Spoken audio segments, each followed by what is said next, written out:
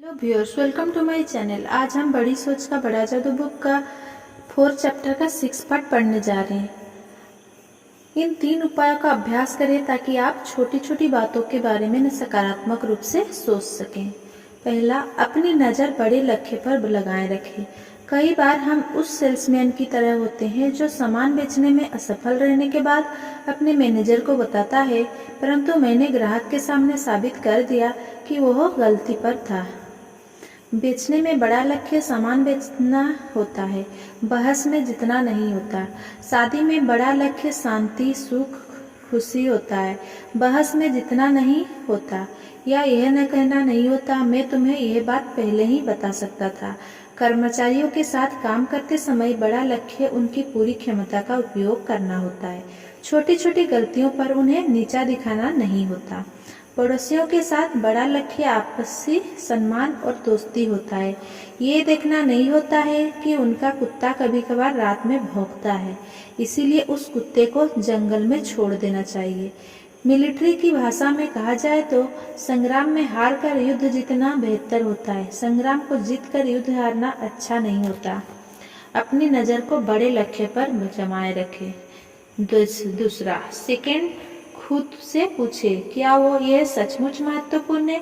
नकारात्मक रूप से उत्तेजित होने के बजाय अपने आप से पूछे, क्या ये मामला इतना महत्वपूर्ण है कि मैं इस बारे में इतनी चिंता करूं? अगर आप खुद से ये सवाल पूछेंगे तो आप छोटी छोटी मामलों पर कुंठित होने से बच सकते हैं। अगर हम झगड़े की परिस्थितियों में खुद से पूछे, क्या ये सचमुच महत्वपूर्ण है, तो हम कम से कम 90% झगड़े से बच सकते हैं। तीसरा, छोटेपन के जाल में ना फंसे। भाषण देते समय समस्याएं पैदा करने के बजाय समस्याएं सुलझाएं।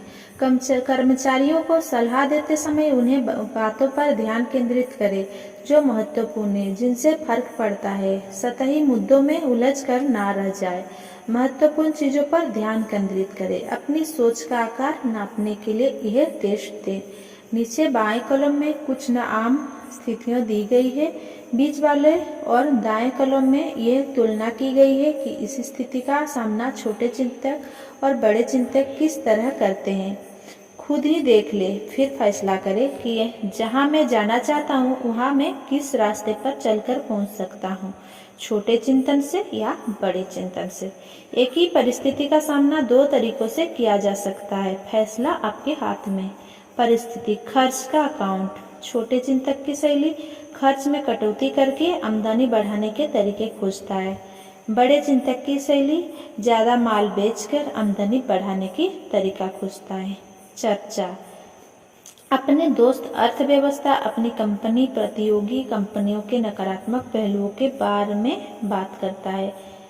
बड़े चिंतक वाले अपने दोस्त, कंपनी, प्रतियोगी कंपनियों के सकारात्मक पहलुओं के बारे में बात करता है। प्रगति, छटनी करने या यथास्थिति बनाए रखने में विश्वास करता है, विस्तार में विश्वास करता है। भविष्य, भविष्य में ज्यादा संभावना नहीं दिखता। बड़े चिंतक वाले बहुत उज्जवल भविष्य दिखता है। परिस्थिति, काम। छोटे चिंतक वाले सोचते हैं काम से बचने के तरीके खोजता है। बड़े चिंतक वाले सोचते हैं ज्यादा काम और काम करने के ज्यादा असरदार तरीके खोजता है, विशेष तौर पर दूसरों की मदद करने के। प्रगति, प्रतियोगिता। छोटे चिंतक सोचते हैं औसत लोगों के साथ प्रतियोगिता करता है। बड़े चिंतक वाले सर्वश्रेष्ठ लोगों के साथ प्रतियोगिता करता है। बजट समस्याएं। छोटे चिंतक सोचते हैं आवश्यक मदों में कटौती करके मैंने बचाने के तरीके खोजता है, पैसे बचाने का तरीका खोजता है। बड़े चिंतक वाले आमदनी बढ़ाने के तरीके खोजता है और आवश्यक मदों में ज्यादा खर्च करता है।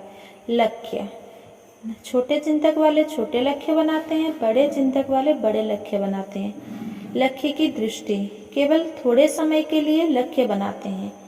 बड़े चिंतक वाले लंबे समय के लिए लक्ष्य बनाते हैं। सुरक्षा, छोटे चिंतक वाले सुरक्षा की समस्याओं में उलझा करता रहता है। बड़े चिंतक वाले यह मानता है कि सफलता मिलेगी तो सुरक्षा अपने आप मिल जाएगी। साथी, छोटे चिंतकों से घिरा रहता है। बड़े प्रगतिशील विचारों वालों लोगों से घिरा रहता है। गलतियाँ, छोटी गलतियाँ को बढ़ा चढ़ाकर दिखाता है, राय का पहाड़ बना देता है।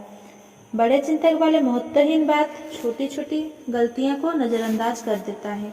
याद रखें, बड़ी सोच से हर तरह से फायदा होता है। अपने आप को सस्ते में ना बेचें, खुद के कम मूल्यांकन का अपराध कभी ना करें। अपने गुणों, अपनी योग्यताओं पर ध्यान केंद्रित करें। ये ज्ञान ले, आप जितना समझते हैं आप उससे कहीं बेहतर हैं। दूसरा, बड़े चिंतक की शब्दावली का प्रयोग करें। बड़े चमकीले आशावादी शब्दों का प्रयोग करें। शब्दावली का प्रयोग करें, बड़े चमकीले आशावादी शब्दों का प्रयोग करें। ऐसे शब्दों का प्रयोग करें जिनसे विजय, आशा, सुख, आनंद के भाव निकलते हो।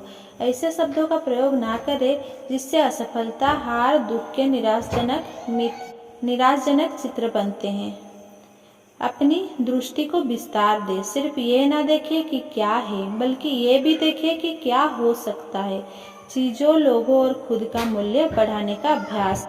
अपनी नौकरी के बारे में बड़ा दृष्टिकोण रखें। सोचें, सचमुच सोचें कि आपकी वर्तमान नौकरी महत्वपूर्ण है। आप अपनी वर्तमान नौकरी के बारे में क्या सोचते हैं, इसी बात पर आपका अगला प्रमोशन निर्भर करता है।